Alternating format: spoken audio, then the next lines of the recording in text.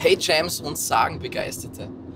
Heute haben wir unsere erste Folge von Sagen und Schnitzel am Start, bei der wir es uns zur Aufgabe gemacht haben, quer durch Österreich zu fahren und uns die interessantesten Sagen und Ortschaften anzuschauen und auch das ein oder andere Schnitzel zu verspeisen und natürlich auch zu bewerten. Und ich bin heute mit meinem Team unterwegs Richtung Döllersheim und wir werden schauen, ob wir da irgendwas Interessantes finden werden. Ich bin zuversichtlich.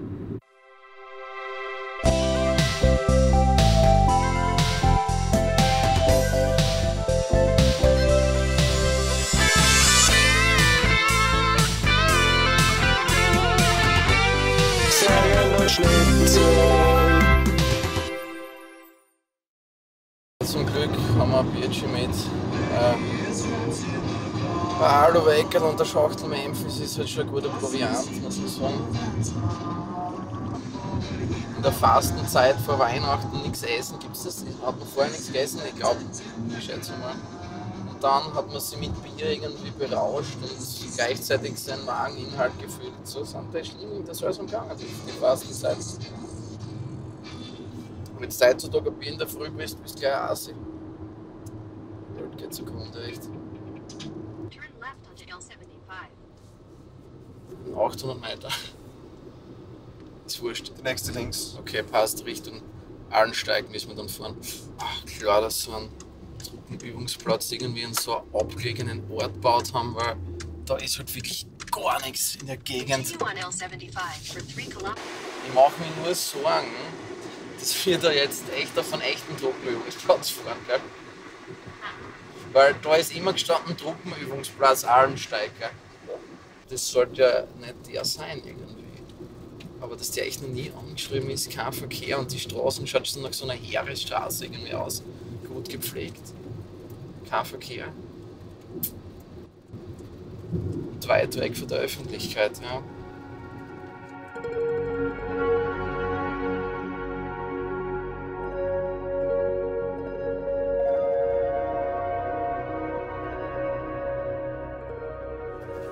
Hallo. Frage. Wie weit darf man da jetzt reingehen zu dem Gemäuer da oder so? Oder wo ist denn da? Ist da nicht gefährlich? Ich schätze mal, du bist du den schauen. Aber wir haben da schon anschauen oder so irgendwie, gell? Also, naja, also laut dem Schütteln nicht, aber ja. Und nur so zur Sicherheit, wie weit hinten wird da geschossen? Das ist wahrscheinlich scheiß weiter hinten, oder? Wahrscheinlich, aber wir wissen es ja nicht. Ist okay, Klassiker. Okay. Keine Ahnung. Okay, gut. Ihr wisst, dass wir da sind, falls sie heute auf die Kirchen schießen wollen. Dann schreiben wir vorher dreimal oder was. Passt. Danke. Gut, ja, danke, viel Spaß. Ciao. Ciao.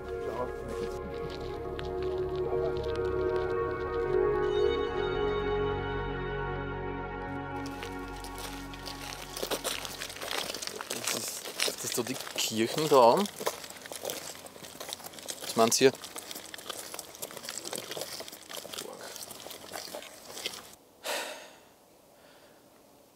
So, wir stehen jetzt da am Kirchenparkplatz, der nur für Kirchenbesucher zugänglich sein sollte. Und das war früher der Hauptplatz von Döllersheim, der im Jahre, ich weiß es gar nicht auswendig, umbenannt worden ist in Alois-Hitler-Platz.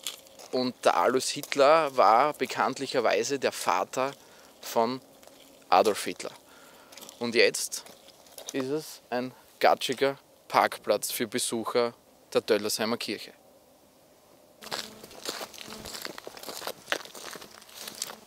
Ist doch gescheiter, schaut aus, echt.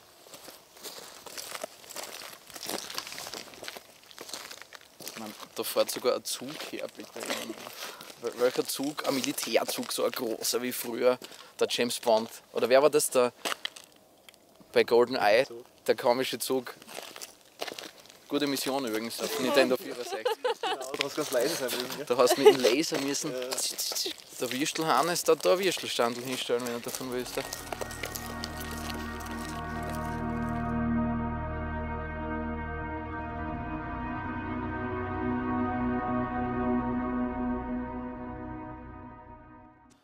Ja, endlich sind wir angekommen in Döllersheim und wir stehen vom eigentlichen Ortsschild in Döllersheim, denn der Ort existiert nämlich heutzutage nicht mehr.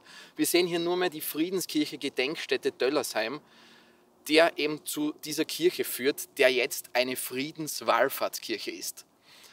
Im Jahre 1938 mussten 2002 Menschen, ja richtig gehört, 2002 Menschen hier umgesiedelt werden für einen Truppenübungsplatz für das Endziel des Dritten Reiches oder den Endsieg. Hallo, kann ich hier nur kurzes Interview bieten? Okay, sorry. Ja, es hat wirklich den Anschein, dass die Leute da nicht sehr gern über den Ort sprechen und das, was da passiert ist. Ich meine, irgendwie verständlich, aber das Verschweigen und Verdrängen, das macht halt auch nicht viel Sinn. Die Gedenkstätte in Friedenskirche in Döllersheim mit dem zugehörigen Friedhof ist ganzjährig zugänglich. Ja, super, weil da halt auch nichts ist. Wo ist die Straßen, wo wir jetzt herkommen sind, wenn das da die Kirche ist? Die dürfte da ganz oben sein. Vielleicht ist das echt die Straße, die jetzt irgendwie so geht, beim Friseur, beim Gustl vorbei. Naja, dann schauen wir rauf, hätte ich gesagt.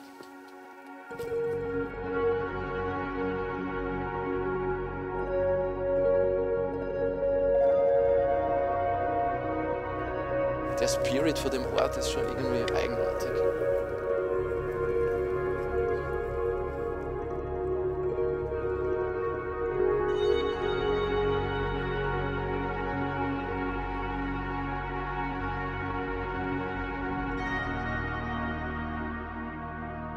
Petraschkis Bäckerei. Da war sie, die Bäckerei von Döllersheim. Und jetzt, das ist einfach nur mehr eine Mauer. Ja, die Bäckereien sterben aus. Scheiß Anker. Ja, man ist gut beim Anker, gell? Aber ein richtig geiles Semmel, was früher gegeben hat, der ein bisschen salzig war.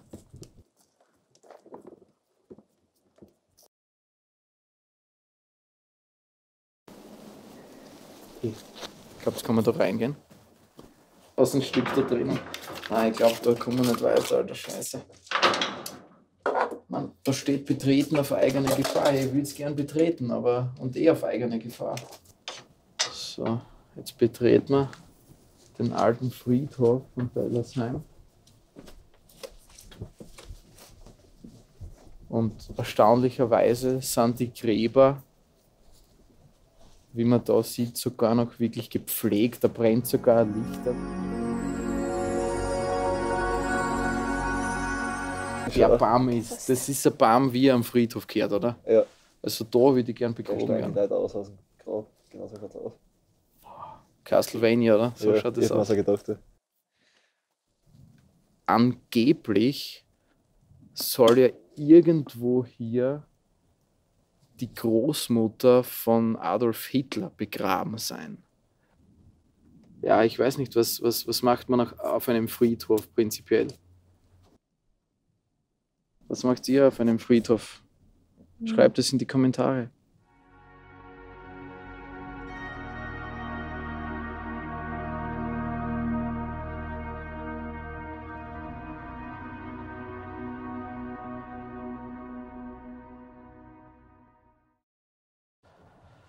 Im Hintergrund von mir sehen wir jetzt nochmal die Kirche von Döllersheim, die 2013 nochmal neu renoviert wurde. Und ich stelle euch jetzt mal eine Frage, habt ihr schon mal eine Kirche gesehen mit zugemauerten Fenstern? Ich glaube nicht. Da kann sich Wander dann auch anhalten mit weiße Kirchenfenster. Zugemauert sind sie bei alten Kirchen. So schaut's aus. Gebt euch einmal das, da hat wer eine Goldaugen-Rindsuppe hingestellt, eine Dose, eine alte, wo ha draufgeritzt ist und sogar das Auge ist da rausgeschnitten worden und das ist schon komplett rostig. Schauen wir mal, was da drinnen ist. Da ist echt was drinnen.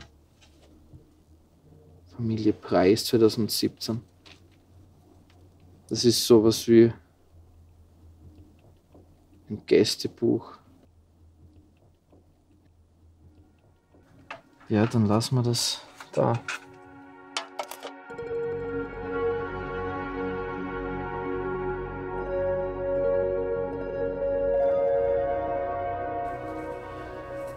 Wir stehen hier bei einem ganz besonderen Grab auf dem Friedhof. Und das ist unter anderem das Grab, wieso wir eigentlich hier sind. Es nennt sich das Grab am Ende, weil rund um dieses Grab 20 Meter weit kein einziges anderes Grab steht. Und die Legende und die Sage heißt, dass dieser Mann, der hier ruht, unter keinen Umständen umgesiedelt werden wollte und sich hier sein eigenes Grab schaufelte, hineinlegte und sich da drin suizidierte. Und die Legende sagt es, dass dieser Herr hin und wieder aus seinem Grab steigt und die Grundwehrdiener und die Übenden auf dem Truppenübungsplatz Allensteig heimsucht.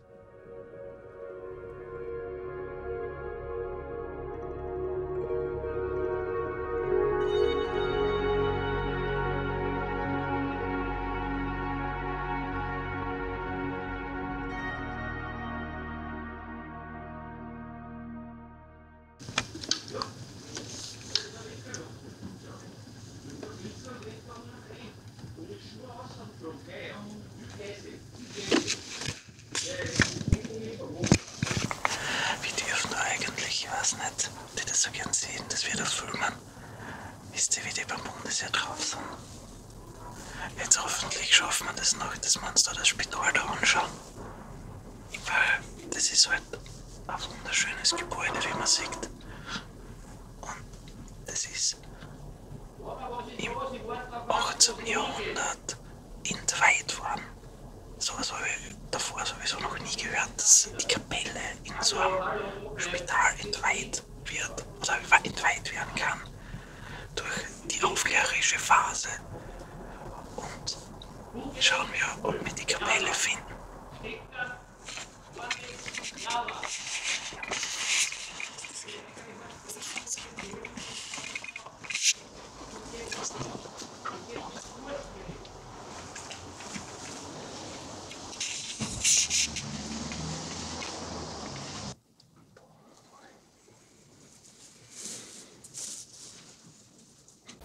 Dieses Krankenhaus wurde im 16. Jahrhundert für die Bevölkerung hier in Döllersheim gebaut.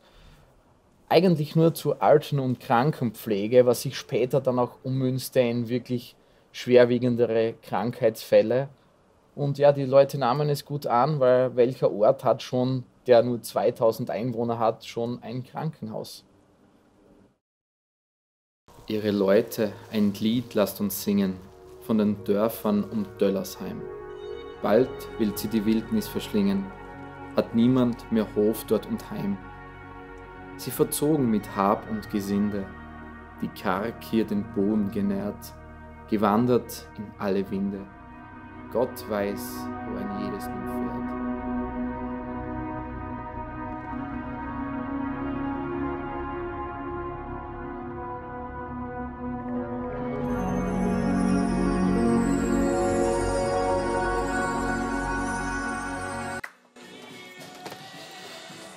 Jetzt haben wir uns wirklich mal ein Abendessen verdient und ich gönne mir halt das erste Mal, aber jetzt wie immer, ein gutes Wiener Schnitzel vom Schwein mit Pommes, rot-weiß. Super, schmeckt echt super. Aber Zitrone gehört unbedingt drauf aufs Schnitzel. Das soll irgendwie gesund sein, habe ich mal gehört. Und es schmeckt halt einfach geil. Zusätzlich kann ich euch noch was verraten zum Thema Schnitzel. Schnitzel kommt vom mittelhochdeutschen Wort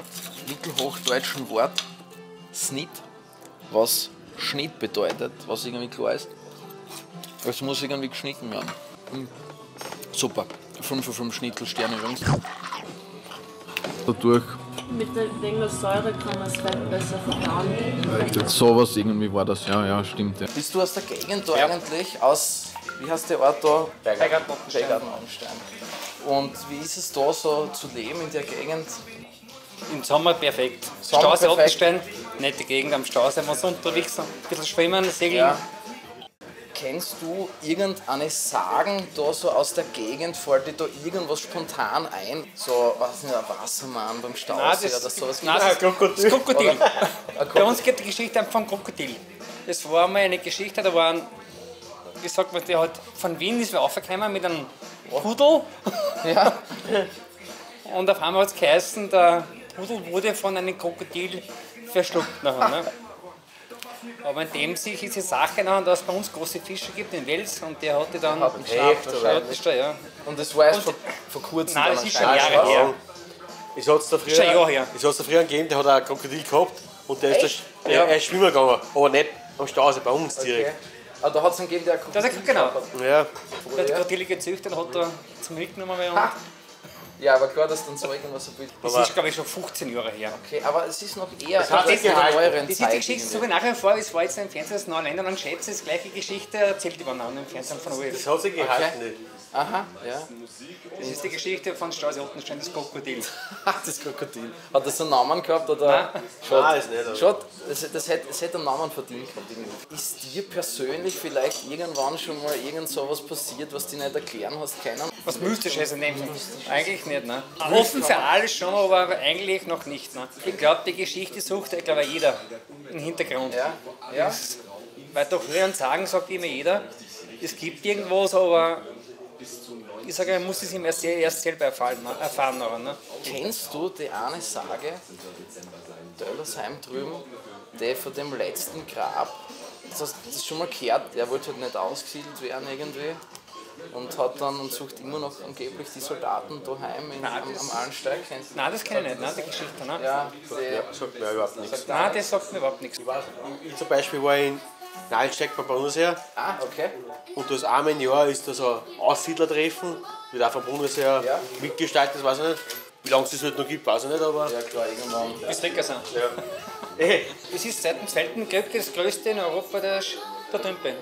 Aber das heißt in Wirklichkeit... Der größte Tropfmüller Europas, kannst du sagen, da Steigen. Ne? Du kannst durchfahren, es gibt das, wenn sie jetzt eine Übung haben, ist ein Speer, das Durchfahren darfst, das Schießen, das sonst irgendwas Übung gibt. Aber du hast halt das Sperrgebiet.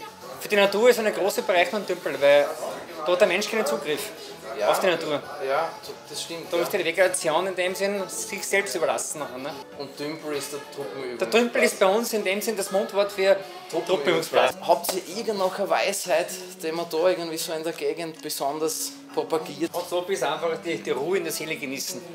Das ist wenn du am Stausee bist. Das ist wie die Pferde, was sagen. Gehst du mal am Stausee rund in der Früh und der Nebel übers Wasser zieht. Du liegst im Boot beim Fischen, dann siehst du nur Nebel und dann steigst du auf. Wenn du am Boden stehst, dann siehst du die ganze Nebelbank. Das ist schon was Schönes. Aber jetzt Schnaps, oder? Ha? Das ist das nächste. Ja, Prost. Ist die Gurke nicht verrostet? Ja.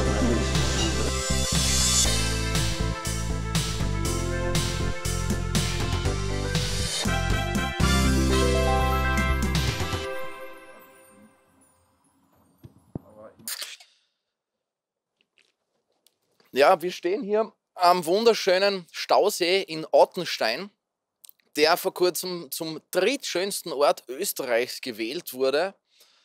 Ja, und ich glaube, ihr könnt euch alle davon überzeugen, dass das wirklich ein wunderschöner Ort ist. Wasserqualität soll angeblich wirklich sagenhaft sein. Nur die Schwebestoffe sollte man rausfiltern, bevor man es trinkt. Aber ja, wo ist das nicht so? Außerdem, was uns heute besonders interessiert, neben der Wasserqualität, ist dieses angebliche Krokodil, was uns ein Dorfbewohner erzählt hat, dass hier einen Hund gefressen haben soll. Der Hund war aber kein Chihuahua, sondern schon ein richtiger Mugel in Richtung Rottweiler, irischer Wolfshund. Also da liegt die Vermutung schon nahe, dass es tatsächlich ein Krokodil gewesen ist und kein Wels, obwohl wir gehört haben, die Welse hier sollen schon so solche Münder haben. Schauen wir, ob wir ein paar Spuren finden. machen wir uns auf die Suche. Gehen wir auf die Staumauer. Jetzt stehen wir hier auf der Staumauer und angeblich soll sich dieser Zwischenfall mit dem Krokodil da unten in diesem Becken, da soll das passiert sein. Und ja, wir haben jetzt ein bisschen recherchiert, wie kann man jetzt so ein Krokodil am besten anlocken, wenn es so eins geben sollte. Und Krokodile brüllen, wenn sie irgendwie erregt werden oder in Kampflaune sind. Und das dürfte auch das Letzte sein, was dieser Hund gehört hat. Und Hunde hören ja bekanntlich gut. Und ich hätte gesagt, probieren wir das einfach einmal aus, ob wir das Krokodil so anlocken können.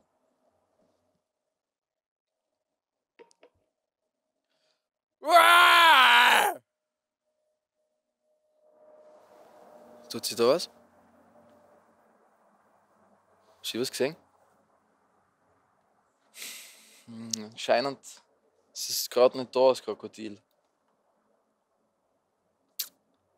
Vielleicht finden wir es ja noch. Schauen wir weiter. Zeit, das ist Zeit, musst du denken. Früher hast du geschöpft, da hast du keine Pause gemacht. Früher hat man keine Pause gemacht beim Arbeiten. Ja, da hast Arbeiten hat wehtun müssen und die haben es halt zuwörtlich genommen.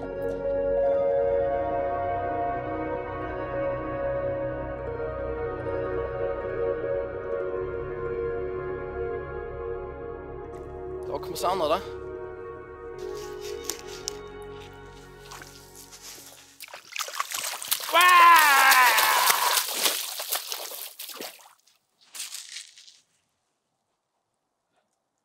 Es dürfte mit der Wasserqualität ausschauen, tut das Wasser wirklich gut. Also ich glaube, die haben uns da nicht verarscht und es schaut. Aber weißt du was?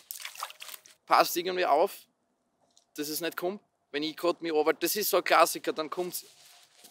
Ich hasse es mal.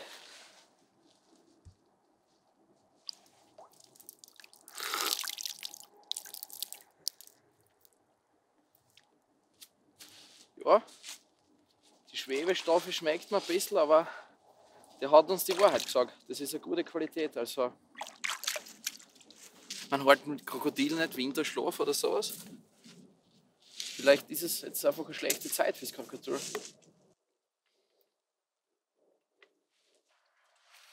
Mythbusters. Ja, Mythos halb geklärt. Es kann nicht immer noch so sein, dass es eins gibt, weil die Wasserqualität stimmt. Somit muss das fast mit dem Krokodil auch ein bisschen stimmen. Vielleicht ist es schon gestorben. Vielleicht lebt es noch in den Geisten der Leute weiter.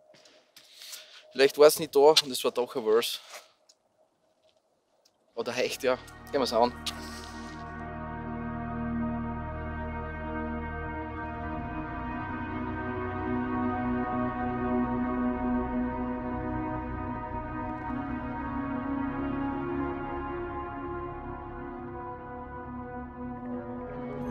Das war unsere erste Episode von Sagen und Schnitzel. Ich hoffe, sie hat euch gefallen. Ich hoffe, wir haben euch irgendetwas Neues erzählt. Abonniert doch unseren Kanal und schreibt doch in die Kommentare, was ihr von dem Toten im Grab haltet. Sucht er wirklich die Leute heim? Oder gibt es das Krokodil wirklich? Was sind eure Theorien dazu? Schreibt's rein. Und das nächste Mal, in der Episode 2, fahren wir nach Oberösterreich und schauen, was die Landschaft und die Leute da für uns zu bieten haben. Ciao, James.